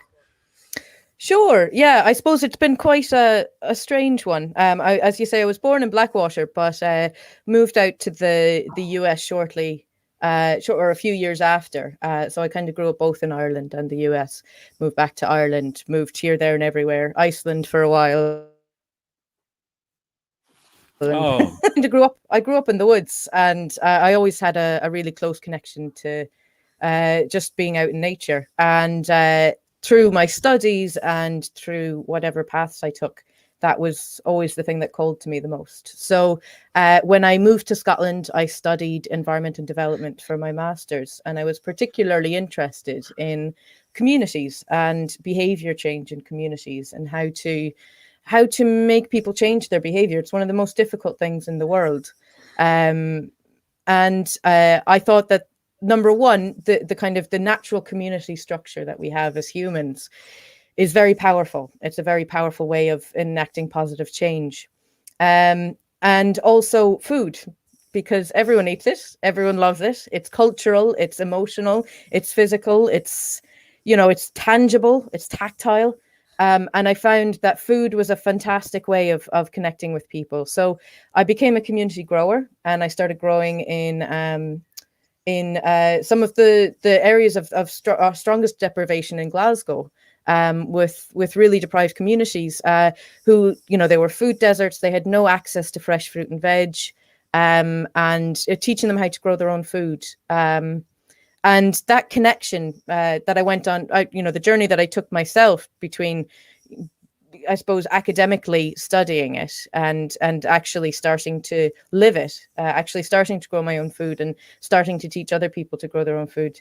It's a very powerful one. And I'm sure there are many people watching today who do grow their own food, and they know exactly what I'm talking about, because it goes far beyond practicalities. And so yeah, that's the journey that I took, and it went from growing to seed, which is, you know, the foundation of all growing, and interestingly, my path came to Gaia, which links. I'm managing the Seed Sovereignty program, but Gaia itself has work all over the world, and it really focuses on community and that kind of heart of what makes us human. So can you go into a little bit more detail about the work globally with Gaia, but also then more specifically in this part of the world as well? Yeah, absolutely. So Gaia has actually been going for 35 years. So I long before I joined, I've only been lucky to be involved with it since 2019. But Gaia started in communities in Africa and communities in the Amazon, working to revive biocultural diversity. And what I mean by that is that it was communities as part of an ecosystem. So oftentimes in modern life, we see ourselves as separate to nature. And that is actually the heart of a lot of issues that we're facing today, that this kind of separateness, this apartness that we feel, when we are part of it. We are nature. We're part of the ecosystem, whether we like it or not. And so this reclaiming of the biocultural diversity of life, so the diversity that some cultures have never lost, but those cultures themselves are often at risk. So increasing and celebrating Indigenous knowledge. And when I say Indigenous knowledge, obviously Gaia has worked an awful lot with communities in other parts of the world, but especially with the Seed Sovereignty program, we're bringing it back home. And we're working in the UK, we're working in Ireland, and the tropes are the same. The elders are the same. The wisdom is the same. And why we might be a couple of generations removed from some of the other communities we worked in, we still have it in living memory, and it's so important that we safeguard that and we teach it and we spread it. So yeah, lots to do with biodiversity and cultural biodiversity, safeguarding that and supporting communities to reconnect with their ancestral lands, with their sacred natural sites, and to really protect communities that live regeneratively and live in kind of harmony with the ecosystem, to learn from them and to bring that into our own lives. So here in the UK and Ireland, like I said, Gaia works all over the world, but this is one of the first programs that brought it back home. Gaia is based in London. And since 2017, it's been running the Seed Sovereignty program, which does a whole host of things. I just came from an event that we were playing music and looking at oat dehullers and learning how to brew beer from bare barley and all sorts. Wow. So you don't really know what a day will bring for you, but it's basically about regaining that seed sovereignty, regaining the knowledge of seed saving and seed sharing. And seed selling, but when we did a survey in 2017, and countries and organizations and communities around the world are really awakening up to seed sovereignty and what that means. And when I say sovereignty, I don't mean our seeds, no one else's. I mean that communities have a right to the culturally appropriate seeds, to save them, to share them. At the moment, 60% of our seeds worldwide are owned by 4 companies. And while that might seem like just an offhand kind of statistic, when you think about what it means to own a seed, something that's been cultivated for thousands and thousands of years, something that our ancestors, gave freely, are now being owned by these conglomerates that is putting an awful lot of strain on a lot of farmers. So yeah, that kind of that regaining or reclaiming of seed is really important, and the practical ways that you do that are many. So from actually teaching people how to produce seeds, how to grow open pollinated seeds as opposed to hybrid seeds, and just celebrating that culture behind it. Yeah, you really, it really is something to have, corporate ownership of what is essentially life on planet Earth in a sense, isn't it? Going right back to the seeds. So it really strikes me how critical the work is and how urgent it is that food systems, for ecosystems. And I know that there's some trailblazing work happening in Ireland as well, and particularly with Claire O'Grady-Walsh, who I know is joining us today, and she's spoken at many previous Afri events, and she's an incredible leader in this field. So you've been collaborating with Claire and others I believe, in Trinity College. That's right. Yeah. Well, first of all, to say that there are many brilliant organizations that have been working in seed sovereignty and seed security for many years. Irish Seed Savers Association is one closer to home. I think they're celebrating their 30th birthday this year, and they do fantastic work. But yeah, I had the great pleasure of meeting Claire probably June or July of last year. Claire will set me right if she's in the chat. But Claire's just an absolute beacon of hope for seed. Yeah. The work that she's doing with kind of weaving together her background of activism and academia to create the seed sovereignty group in Trinity, which will next year become a centre. It's genuinely very exciting. It's the first of its kind in the world. The things that she's hoping to do out of that centre are just really quite groundbreaking. And it's absolutely the time for it. I mean, I think anyone working in seed, anyone working in kind of regenerative agriculture will understand when I say that it's very exciting times. It's bleak times and it's scary times, but it is so exciting because there's so much happening. There's a groundswell really, really happening. And Claire is right on the cusp of that. And the work that she's doing, bringing in great organizations globally for this institute, and it's really going to focus on seed law, seed policy, and seed practice. So it's going to kind of run the gambit of the areas that it will look at in seed. But it's really going to be, although it will be housed in an academic institution and quite a hallowed one, it will be very much grassroots, and it will be looking again for that kind of indigenous knowledge, that ancestral knowledge almost, to go back to things that have worked for generations instead of trying to recreate the wheel. So yeah, brilliant work. All the power to Claire and her team, and really look forward to seeing what else comes out of that. Brilliant. Thanks, Sinead. It's been great talking to you. I was really captured by something you said there about, I can't recall exactly the words, but it was something around bleak times and scary times, but also exciting times. And I feel that myself a lot of the time, that there tends to be kind of binary views of hope, or the world that we're in, that, oh, we're all doomed, or else it's all like la la la, hopey happiness. But you can actually have both at the same time, and really it's a choice about which path we follow, which one we amplify, and which one we really drive home. And but again, like, not to shy away from the scariness and the bleakness of it, but then to have the courage and the strength to forge that new path that you're doing with this work, and with Claire and all those others. And I really got this sense that we're in a moment, and I really feel that hope from you in the moment. Absolutely. I mean, I feel very grateful that I'm working in seed, because what better symbol of hope than the seed? It's really life-giving work. And through the lockdown and through all the madness of the past year, I've been, pushing seed, and I've been chatting to seed growers, and I've been, working with farmers, and I feel very grateful for that. Not everyone has that kind of boost, but it's not rosy times. It's chaotic, but true change can only come out of chaos. We have to mix things up.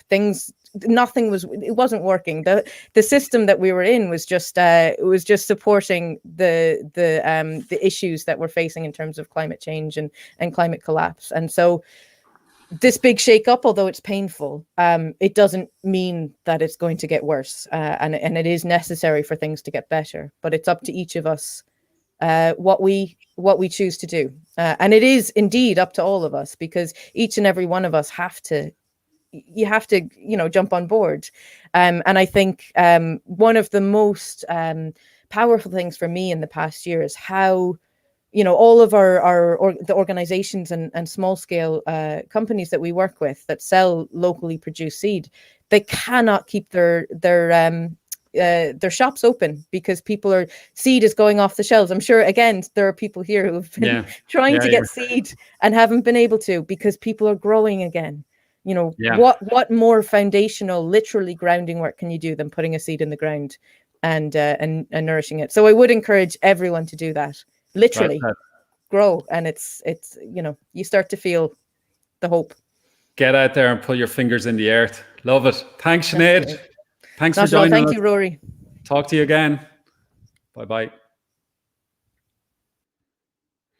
Okay, folks, so we're in the final stage of the event. We've only another 20 minutes or so. We may run a few minutes over, and we'll try and get Dee Armstrong's music back with Louis as well. We obviously missed out due to the faulty wiring and so on. So we will have some closing music from Rog Whelan and Paul O'Toole, and then we'll follow that with Dee Armstrong and Louis. And so after all of the talk and inspiration, I'd invite you to then just kind of kick back and enjoy the music, and we'll just end the event with the music and let the music do the talking, so to speak. So thanks again for all the comments. We've so many people joining us on Facebook and across YouTube as well.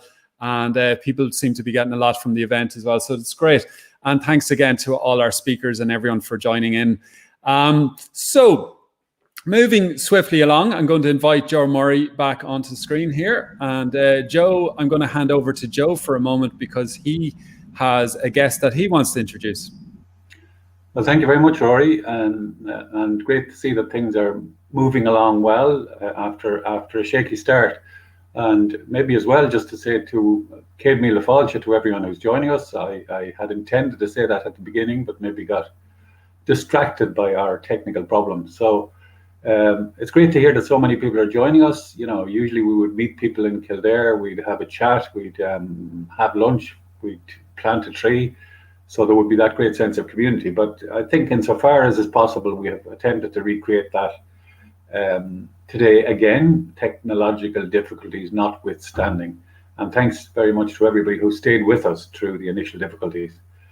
But really, I'm here now to introduce a good friend and colleague in Afri, Pete Molyneux. Pete, we first met Pete 15 years ago. We met him in Lewisburg in County Mayo, where we have our annual famine walk. And Pete did a drama with young students there in 2005. And we first met Pete there, and then we've more or less continued to work with him since then. He's joined me on the screen now. Pete, good to see you. How you doing? And yeah, so you know, I suppose we're talking about the good things that have come from lockdown, and some of the good things have come from Pete's house. He has produced 2 books. Would you believe it? Not 1, but 2. This one here, which is Interdependence Day. It's an amazing book teaching the Sustainable Development Goals through drama for all ages. And you know, Afri wasn't able to complete the schools program in 2020, again for obvious reasons. So what we did instead was created some resources that will be there for students and for teachers. One of those resources is this book produced by Pete. It's a fantastic book, and it's a record of an extraordinary career in promoting global justice through theatre and drama. You know, I've said before that I've seen Pete in action, and it always amazes me, his ability to work with young people, to motivate them, to get them enthusiastic, and it's a fantastic thing.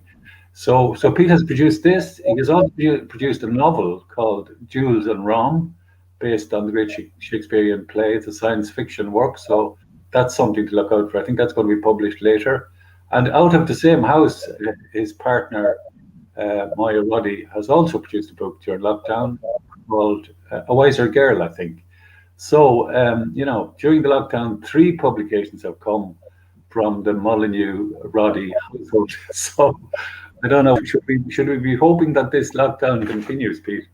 But anyway, yeah, so great to have you, Pete. And Pete is here to do a poem, and I'll let you take over from here, Pete. Oh, thank you, Joe. Thank you so much for what you said. And there was lovely words. And I was just remembering how how I first met you that time back in the famine walk in Lewisburg.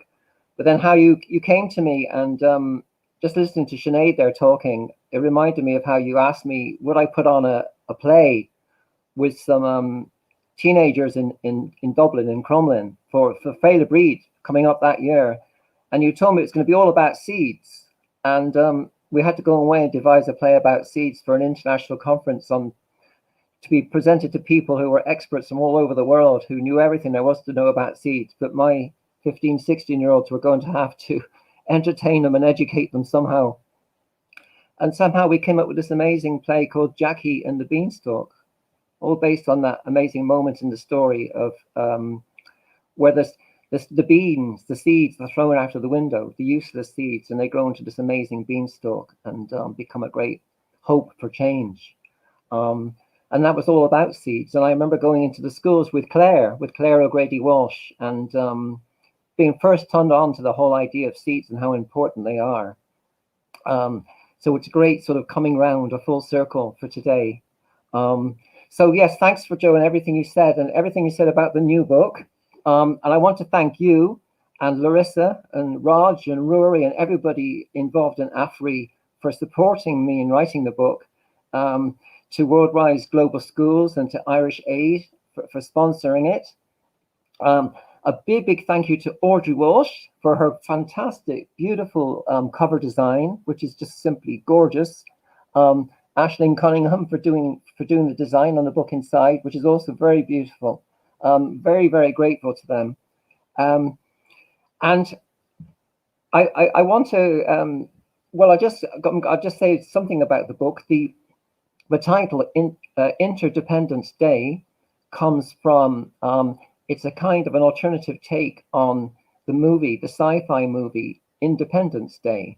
And in the book, there's a project where there's a science fiction scenario where visitors have arrived from another galaxy and they're hovering above the Earth, and they've decided that they're saying to us, look, unless we can sort out the muddle we're in, unless we can sort out the mess, unless we can do something to prove that we can actually really genuinely save the planet and deliver those sustainable development goals, they're going to land and take over, and we'll just be reduced to a secondary species. And in the context of a classroom, the children during the course of the session have to prove themselves and on behalf of humanity that they do understand the goals. And so that's what happens. And that's going to be my cue for my poem written for today, which is called Interdependence Day, for the day that's in it. So, when visitors from space arrive and give us a fright, challenge our right to manage the Earth, we must show we are worthy, prove ourselves earthy. Put away our weapons this time, not even try to fight. Hold on to each other tight, holding on for all we are worth. Show we are worth it. We can be true to our souls. We can deliver those goals. When we get our first sight of their amazing starship, we respond with partnership, interconnection, joined up thinking and joined up feeling, symbiosis, not psychosis.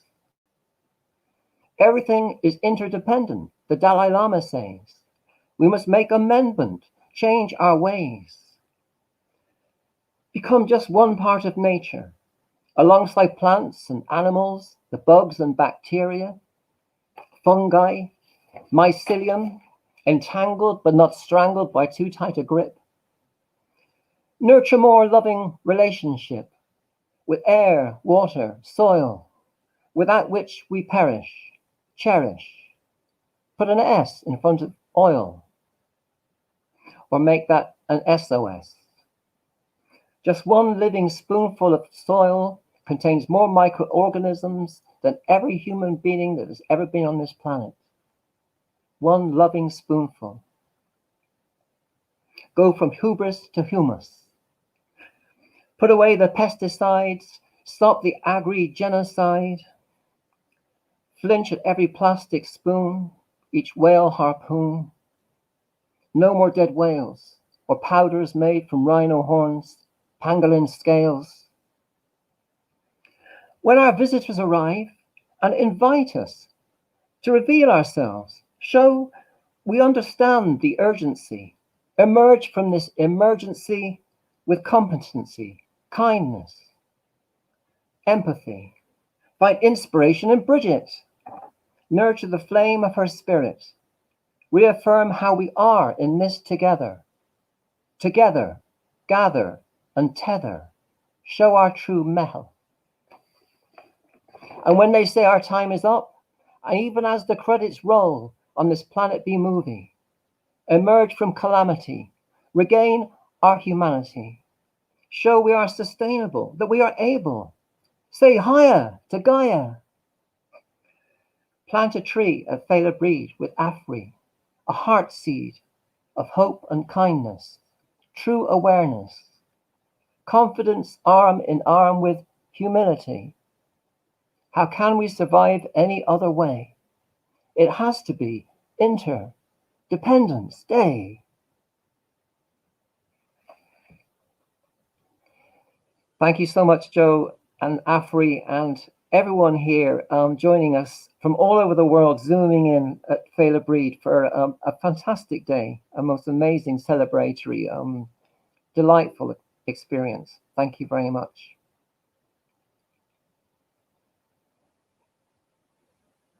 You're muted, Rory. Thank you, Pete. Appreciate it. That was great. Well done on the great work. Congrats on the publication as well. Thank you. Thank you. So, folks, we're in the final session here, and we're going to be singing us out with some music. But I do have a couple of things I want to share before we conclude as well. Firstly, just a small order of business is that Afri is a small, but as I said, powerful organization, but it's fiercely independent. And because of that, the voice and the support of people, and in order to do that work that it does campaigning wise and otherwise through a variety of events, campaigns, development, education work in schools and so on, it relies on and appreciates whatever support it can get financially and otherwise. So Afri.ie donate. It's on the screen at the bottom now, www.afri.ie/donate. All support will be appreciated, and that link will be going out. And special thanks to anybody who has contributed particularly on a once-off, but also on a monthly direct debit or standing order basis. Also, what's really helpful for Afri is if you could just take 1 minute to do very short evaluation survey that's going to be sent out to you fairly immediately after the event. We'll be sharing that link as well. So it'd be hugely appreciated if you could fill that out. And those that do fill it out, you'll be entered into a kind of a raffle scenario, picked at random, where you will either win a variety of Afri calendars for 2021, a really great calendar, Afri compilation CD featuring some amazing Irish musicians, and my own book, shameless self-promotion here, Hitching for Hope, signed copy of that as well. So you'll have a chance to win some of those if you fill out that evaluation.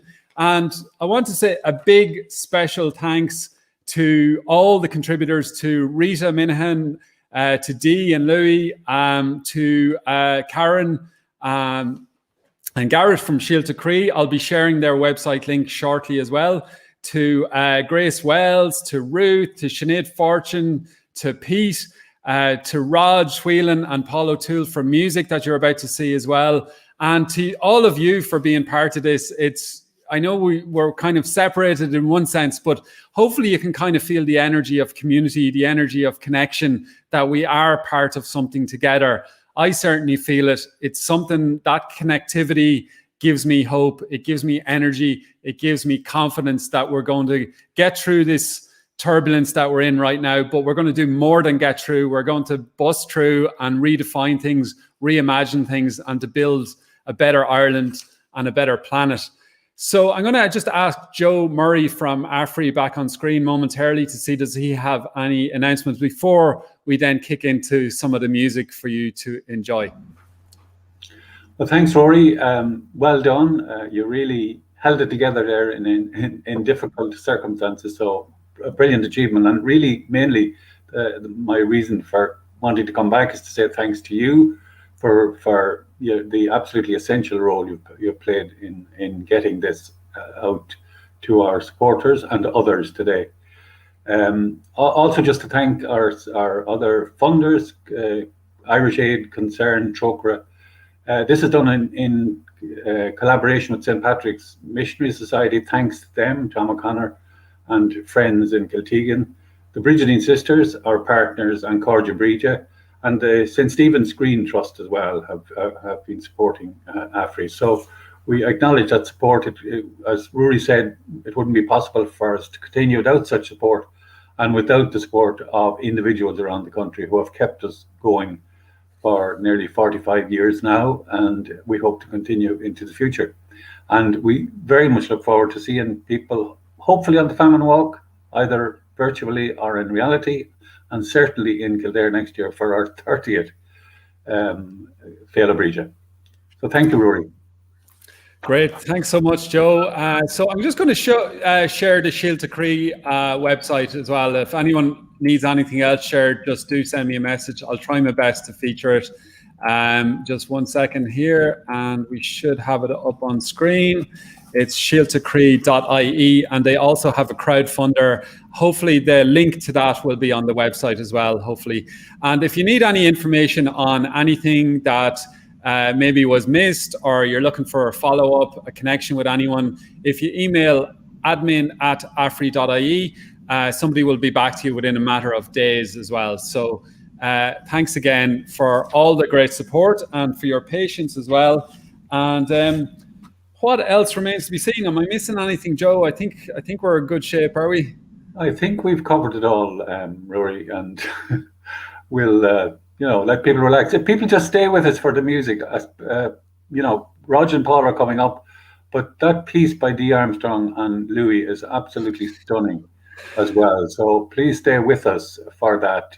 Dee and Louis put a lot of effort into preparing that for us, so we really would love people to hear it. Yeah. Absolutely. So we have maybe 10 or 15 minutes of music. So just kick back, enjoy it, feel the good vibes. Music has always been a big part of Afri's work in the world. It's always part of Afri events. So let's imagine we're in this room together and having the music. And we will send out the follow-up emails with the evaluation, all that kind of stuff. And thank you for all your support. That is more or less it from me. Hopefully you won't see me back on screen, all going well. And yeah, it's been a pleasure to be part of this global happening with all these people from all over the world. I'm just going to have a very quick check at the final comments here. Niamh is saying everybody's kind of well done to Afri. Thank you for that nice comment, Mark. Subscribe to Afri on YouTube, follow Afri on social media. Thank you for your support, everyone, and your nice comments. Pete's book is on the Afri website, www.afri.ie.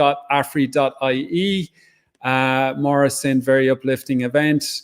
Great. Well, hopefully we'll do it again before long, and the next time we will be a little bit more streamlined technologically. So thanks again, folks, and let's try and get this music happening, and enjoy yourselves. Have a good evening, and hopefully we will see you before long. Thank you.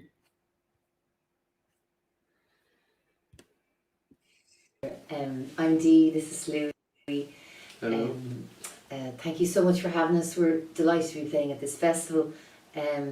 These are two tunes. One is an old Jewish tune and it's called Freilich, and the other is a tune I wrote years ago called Django's.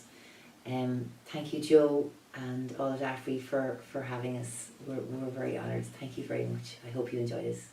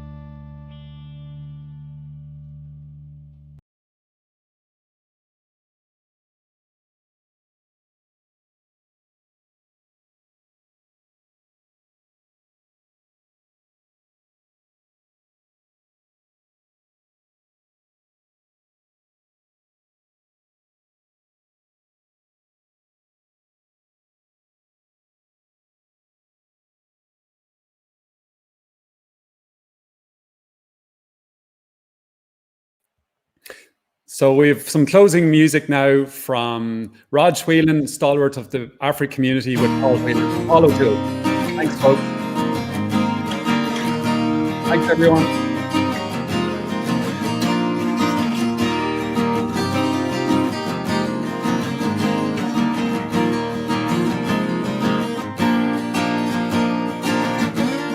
Just look around at all we got, and all we made. When it's all said and done, love is all that we made. Just look around at all we lost. We ain't got no time to waste. While the sun shines down on us, we will make hay. It's gonna be okay. When it's all over, and I thank the gods you made. You're all I could wish for. Tomorrow, great things are gonna come our way. Just look around at this heaven. It's been there all along, but couldn't hear her song. Remain with the great spirit, because sure fly away.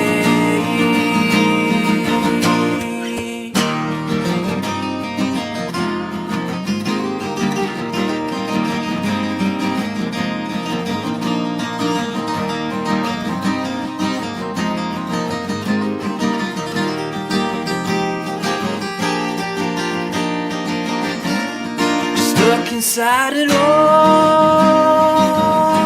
you are.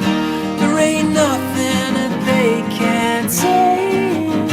When you fall and have lost it all, your light will shine the same. While the whole world would change. When it's all over, and I thank the gods you made.